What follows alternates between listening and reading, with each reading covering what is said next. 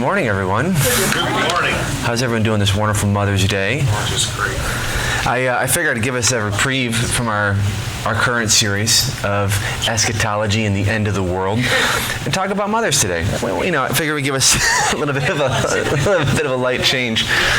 So we are going to spend some time this morning talking about some of the more notable mothers of the Bible, just because why not? Because there's a lot to choose from, and certainly all have influenced so much of the world that we know today. And so we just want to spend a little bit of time working through some of those. So just by a show of hands, does anyone here have a mom? Anyone have a mom? Show of hands. Fantastic. That's right. That's right. So it's important that we remember that, right? We all come from our moms, and we're all so grateful for them. They're very important people, and I know I remember my wife's first Mother's Day. It was very precious, and it was sweet, and we had baby Clover. Everything was great, and it was just like new world, you just feel so special, right? And you just can't compare it to anything else. So what I want to do this morning is spend some time just talking about some of the notable mothers, but there's one mother in particular we're going to land on in a little bit here. And if you want to find your way there, I will tell you where it is. It's going to be in 1 Kings chapter 17. We'll get there in a little while. We have to go through every other mother first, so. Okay, so we're gonna be here a while. What I want to do is work through each of the ones that certainly are notable and have a story of their own, right? So we have Sarah, right? We know her as the mother who waited, right? Genesis 11:30 tells us that now Sarai was childless because she was not able to conceive, right? And so later it says in chapter 21, we're going to fast forward, 11 chapters. Sarah said, "God has brought me laughter, and everyone who hears about this will laugh with me." And she added, "Who would have said to Abraham and Sarah would nurse children, yet I have borne him a son in his old age." So, right, remember the story of Abraham and Sarah? They were super old, and the idea of conception was not top of mind for them. So they were a bit reticent to think that it might happen. And so certainly, she waited about close to 100 years, not quite 100. She was about 90 when she was given the promise. But that's a long life to be wondering, am I going to have kids at 90? And now's a good time to start. Don't think so. So that was definitely one of note, right? We have Hagar, little not as thought of as much possibly, but certainly part of that same story. Hagar, the mother who endured, right? So we know in Genesis 21:17 that Sarah had grown weary of Hagar's presence and had basically kicked her out. And so she wandered off into the wilderness, and it was not a good time for Hagar. And she was in the wilderness, and it says, God heard the boy crying, and the angel of God called to Hagar from heaven and said to her, "What is the matter, Hagar? Do not be afraid. God has heard the boy crying as he lies there." So we have another story where a mom is doing what she does best. She's caring for her child with all that she has, which is at this point nothing, right? All of her earthly wealth and ability to care for her child has essentially been torn away from her, and so she has found herself alone in the wilderness, and she cries out, and the Lord heard her. And so we have Hagar as a mother of note. Certainly there's others. We have Rebecca, right? She's the mother who believed. We see this in Genesis 25. It says, Isaac prayed to the Lord on behalf of his wife because she was childless. The Lord answered his prayer, and his wife Rebecca became pregnant. The babies jostled each other within her, and she said, "Why is this happening to me?" So she went to inquire of the Lord. The Lord said to her, "Two nations are in your womb," and that is the truth, "and two peoples from within you will be separated. One people will be stronger than the other, and the older will serve the younger," which in that time would have been a bit backwards, because the firstborn would have been given the blessing or the main inheritance. And so to have that prophecy given to them, certainly we know that we have Jacob and Esau. Jacob, who was the younger, but ultimately received the blessing by strange and curious goat-haired means. It's a fun story. Read it. Genesis is full of wild stories. Always read Genesis with adult supervision. There's a lot happening there, okay? Then we have Leah and Rachel, right? Love Leah and Rachel, the mothers who had to share, right? So God remembered Rachel, and he had listened to her and enabled her to conceive. Then she became pregnant and gave birth to her son and said, "God has taken away my disgrace." She named him Joseph and said, "May the Lord add to me another son," which we know is later is, anyone know, who's the next son? Does anyone know? 2 points, if anybody can guess it. Is it Bible trivia? Do you know, Phoenix? Who is it? It is not Isaac. That was a good choice, so. Benjamin, right? Benjamin was the second youngest brother. We often think of Joseph as the youngest baby sweet brother. There was one more. He wasn't the youngest, second youngest. Still important. Obviously the youngest of the family are very important. So we need to be mindful of that at all times. Not that I'm the youngest. I'm the youngest. Okay, so carrying on. So we have Leah and Rachel. We have Jochebed. Who's Jochebed? Anyone remember who Jochebed is? 2 points. Moses' mother. 2 points for Steve. That's right. Moses' mother. So we have Moses' mother with a plan. What mom in here doesn't have a plan, right? I have so many lists in my house, and they're gentle lists. They've been drawn back lists. They're not the lists of the early years of our marriage that were pages. They're like a couple things because she knows what I can mentally handle. And so there are plans. Things are always happening. And so the same is true here. Jochebed, mother with a plan. Exodus 2, 1 through 3. Now a man of the tribe of Levi married a Levite woman, and she became pregnant and gave birth to a son. When she saw that he was a fine child, she hid him for 3 months. But when she could hide him no longer, because babies are hard to hide, they're noisy. Babies are noisy. They don't keep quiet, which is good. We like them noisy. For him, and coated it with tar and pitch. Then she placed the child in it and put it among the reeds along the bank of the Nile. Do you remember that baby's name? Our friend Moses, right? So we know that if it wasn't for Jochebed having a plan, trying to think through a near impossible situation, because if you recall at the time, Pharaoh was doing away with all of the firstborn, or all of the male Israelite children were being cast away. And so this was a very difficult time for that season of the Israelite women. And so she was thinking, how can I preserve this child's life? And certainly we know moms would do everything in their power to do that. And it's interesting. I remember one time when I was in Africa, there was a woman who was holding a baby, and they're like, "Oh, it's wonderful they're holding a baby," and someone wanted to hold the baby, and I said, "Whoa, don't hold the baby." And they're like, "Why not?" I said, "Well, if you hold the baby, mom will flee. I'm certain of it, because the mom knows that even though they want to provide everything for that child, they know that if they can go with this American woman, then they can have a better life. So they'd be willing to sacrifice that intimate mother-daughter, mother-son relationship, knowing that there is potentially a better future, right? So we didn't hold the babies for that reason, because they knew, even though it would bring them great despair, they know the life there is so much harder, and they would want to do that. And so this is still happening. Mothers are still trying to find the best plan for their children, even if they don't always see it. Samson's mother. All right, so Samson's mother, the mother who followed the rules. What mother in here likes to follow the rules? Any rule followers in here? No? Yeah, I didn't think so. I didn't have any rule followers in here. All right, so the mother who followed the rules. Judges 13, 2 through 5 here says, a certain man of Zorah, named Manoah, from the clan of the Danites, had a wife who was childless, unable to give birth. We have a theme here, right? We have all these miracle children in these miracle situations. The angel of the Lord appeared to her and said, "You are barren and childless, but you're going to become pregnant and give birth to a son.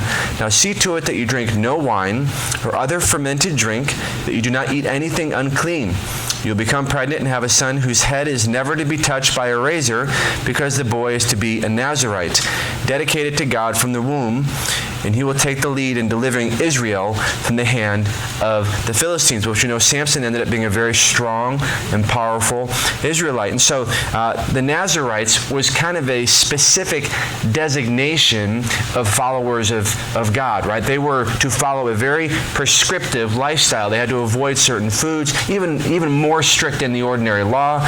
They were never allowed to cut their hair, right? And they were surly looking people because they were so fuzzy. But they loved the Lord, and they were just they weren't able to touch it. And with that commitment, with that rule following, God gave great blessing to Samson, right? He was very strong up until, well, he made a mistake. That's a different story for a different time.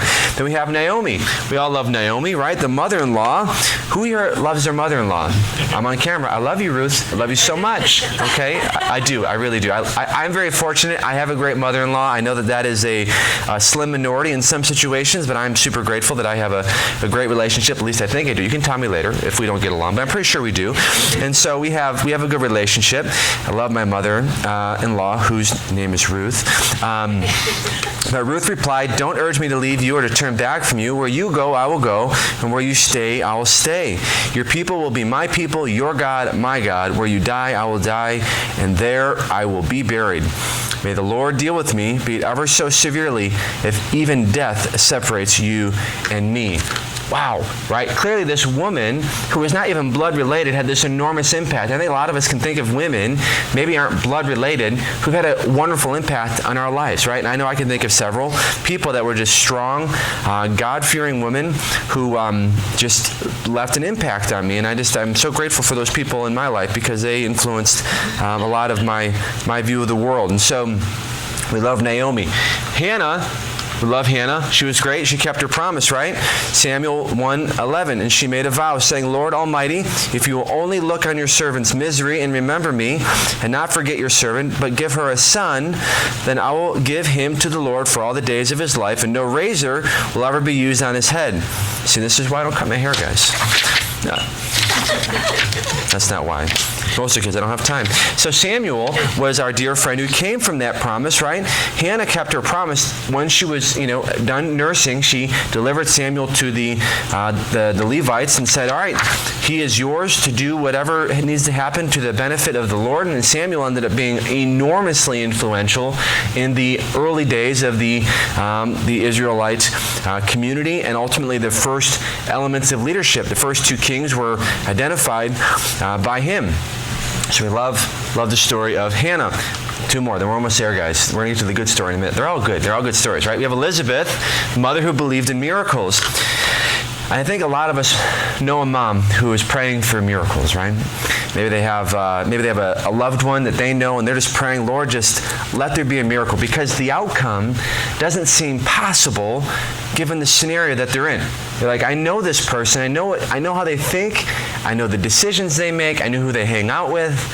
I know that ABC is not going to happen short of a miracle." And so Elizabeth was one who was a good example for believing in miracles. She was given the blessing of John the Baptist, right? "Do not be afraid, Zechariah. Your prayer has been heard. Your wife Elizabeth will bear you a son, and you are to call him John. He will be a joy and a delight to you, and many will rejoice because of his birth, for he will be great in the sight of the Lord." Right? We know Jesus even said that there was no better person than John the Baptist, and he was very surly looking, and he wore sackcloth and ashes. He was I would love to have met John the Baptist. We would have a great conversation. It would have been fun. At any event, so he was super important, and he was, Elizabeth believed it right away. Zechariah, not so much. He was mute until he was born, right? We know that story about Christmas time.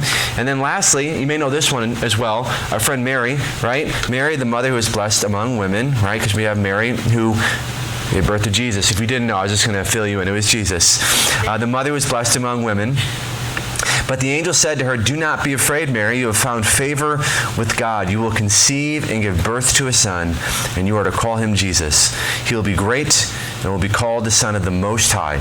The Lord God will give him the throne of his father David, and he will reign over Jacob's descendants forever. His kingdom will never end." And so these are just some of the moms. There's more, but we have to leave at some point today, so I'm not going to cover any more, except for one.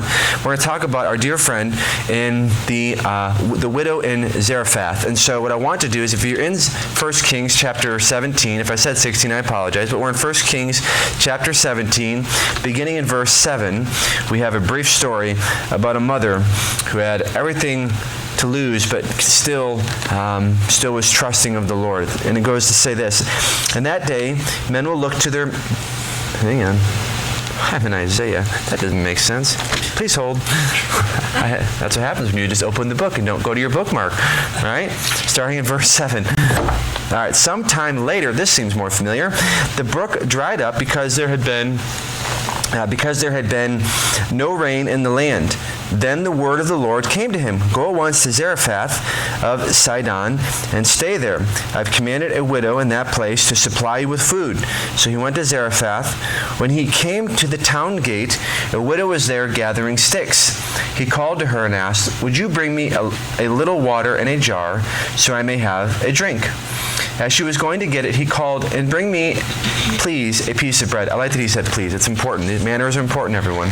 As surely as the Lord your God lives, she replied, I don't have any bread, only a handful of flour in a jar and a little oil in a jug. I am gathering a few sticks to take home and make a meal for myself and my son, that we may eat it and die. Elijah said to her, don't be afraid. Go home and do as you have said. But first make a small cake of bread for me from what you have, and bring it to me, and then make something for yourself and your son. For this is what the Lord, the God of Israel, says. The jar of flour will not be used up, and the jug of oil will not run dry until the day of the Lord gives rain on the land. She went away and did as Elijah had told her. So there was food every day for Elijah and for the women and her family, for the jar of flour was not used up, and the jug of oil did not run dry, in keeping with the word of the Lord spoken by Elijah. And so certainly I always love this story because it's a testament of absolute complete faith. It's a I'm going to say yes, even though that everything physically points to a no. I know that the outcome is bleak. I know that I will make this fine gentleman a piece of cake, and then I will have no food. And I'm just going to do it anyways because that's what I'm being asked to do. So the Spirit of the Lord was on her in her obedience. She just did it, right? She could have contested and said, no, that's a terrible idea. I'm not doing that. She could have been appropriately selfish and self-preserving and said, no, I need this last meal for my family. But she didn't. She was obedient. And so I love this. This describes obviously a miraculous event during a time of drought, right? The prophet Elijah, following God's command, encounters a widow. Despite her dire situation, having only a handful of flour and a little oil left, she prepares a small cake for Elijah in return for her act of faith and generosity. So in response to her obedience, God miraculously provides for her and for her household. So not just for her now. Everyone that comes in and out of the household has enough food because of her obedience. So the widow's jar of flour and jug of oil do not run out, sustaining them throughout the drought. One thing to know about droughts, what can't happen in droughts, right? Things can't grow. If grain can't grow, then, well, there's no food in the land. So it's a very simple calculus as to the dire nature of the situation, and yet she was faithful, right? So there's no rain, so it's very dry. The hope or promise of food is so far gone at this point. And I love that they close in on the story, and she is at the city gate, and she is gathering sticks, right? So she's just kind of outside of the gate wall, just gathering sticks, and we know that she was doing that to make a fire, right? So even in her last effort, she's still working, still giving of herself. Even though she has nothing left to give, she is still just out there doing her best, trying to provide for her family. Right? Something to keep in mind as well that we'll see later on in the story, which I'm not going to read this morning, but in this area, just where Sidon is, and just in this area near Lebanon is where this story takes place here. There was a lot of idol worship. There was a lot of things going on specific to Baal and Tanit, and child sacrifice would be very common in the community, and so there was just a real poor attachment to family in that time, because everything was temporary, everything was transient. My child may be required of me, and I have to go with it because this is the land that we're in. And so we have this woman who is already in a state of complete despair, knowing that her days are not her own and that her child is likely not her own. And she knew and had this measure of hope come to her when she saw Elijah, right?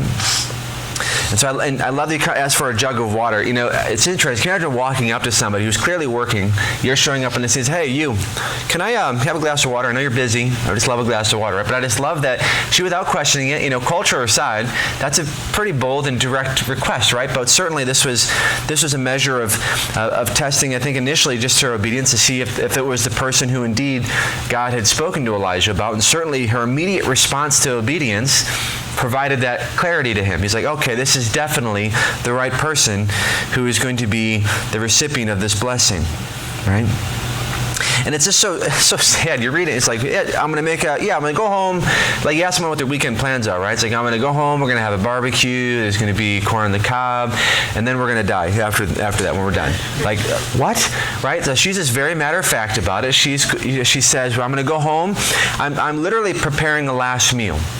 I'm preparing a last meal for my family that we might die from there. And so Elijah's response to that, though, is don't be afraid, right? I think oftentimes fear drives us to a great state of instability in our hearts and in our minds, right? Because if we don't know what's coming, we can do a great job imagining what's coming, and seldom is that a good outcome, right? If you're fearful, you're not thinking, you know what's going to happen?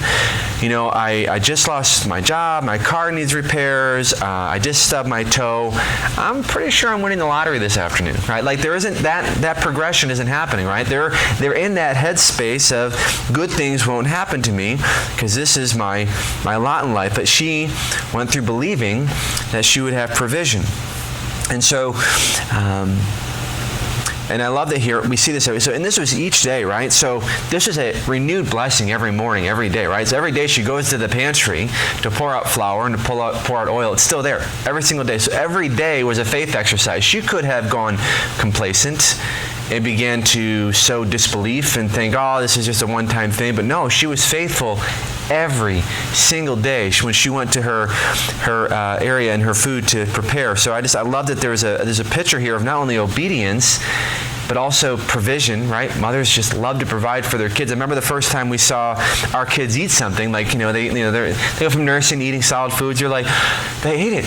They're going to live. This is great, right? You have these feelings. You're like, just keep eating this stuff so you can grow big and strong, right? And so then when they get older and take them to grandmother's house, and they're like, you only had one calzone, honey. You need to wash that down with some lasagna, right? You want some meatballs and spaghetti, right? And they just keep offering more and more food. That propensity is to provide nutrients and prosperity and staying alive. And so I'm very grateful for my grandmothers who let me eat a whole sleeve of Oreos and drink Pepsi.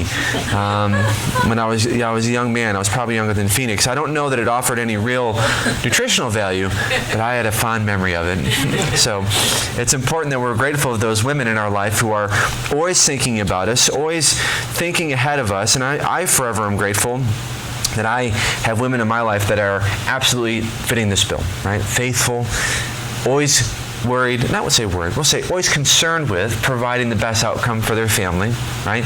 I don't think you're going to meet many moms and they're going to say, you know what, I really hope something bad happens to my family today. That's not going to happen, right? And that's such a treasure that God has instructed mothers to just function this way without even thinking about it. It's such a beautiful thing. And so I love that it's not a mistake that, as we read through the story and we reflect on it, there's a provision here that God will continue to provide even if there's nothing, right?